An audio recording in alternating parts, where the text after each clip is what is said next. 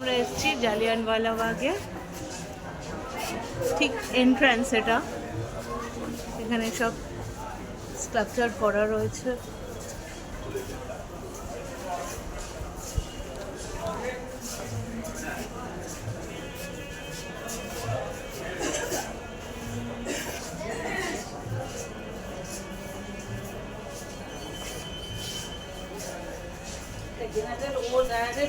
এখানে ঢোকার পর থেকেই সত্যি কথা বলতে অদ্ভুত একটা ফিলিংস কাজ করছিল।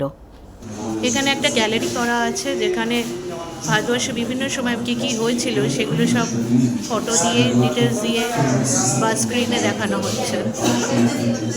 কবে কী হয়েছিল একটা ছোট্ট সামারি করা রয়েছে।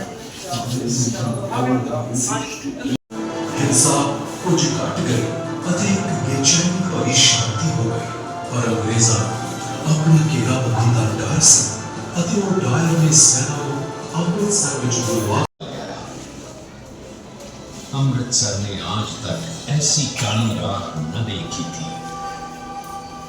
24 घंटे तक घायल बिना पानी या किसी सहायता के पड़े रहे। उनकी खबर लेने वाला कोई भी न था। कितना खौफनाक दृश्य था वो दर्द और यातना जानलेवा।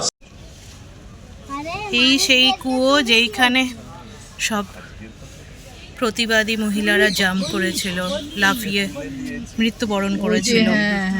এটাই সেই কুয়ো। এখন এটা ঢেকে দিয়েছে, বাইরে থেকে দেখতে হচ্ছে, ভেতরে যাওয়ার জায়গা নেই। নিচটাও দেখা যাচ্ছে না, এতটা গভীর। এগুলো সেই বুলেটের ইয়ে না, বুলেটের সমস্ত বুলেটের স্পটগুলোকে এখানে মার্ক করে রেখেছে। সব তুলে দিয়েছে না গো।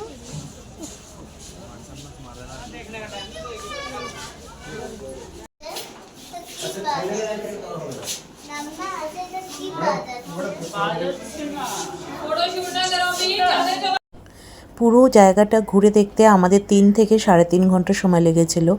ভালো তো লাগছিল অতি অবশ্যই, প্রথম দেখছি বলে, কিন্তু কোথাও যেন একটা সেই তখনকার মানুষদের কষ্ট দুঃখটা ফিল করা যাচ্ছিল। মেরে দিয়েছিল।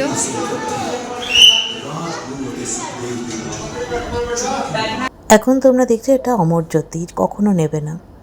ওই দিন আমার শরীর ভীষণ খারাপ থাকায় আমি ভালোভাবে সব ডিটেলস দিতে পারিনি, তবে যা দিয়েছি আরও যদি কিছু লাগে আমাকে কমেন্ট করো, আমি নিশ্চয়ই জানাবো।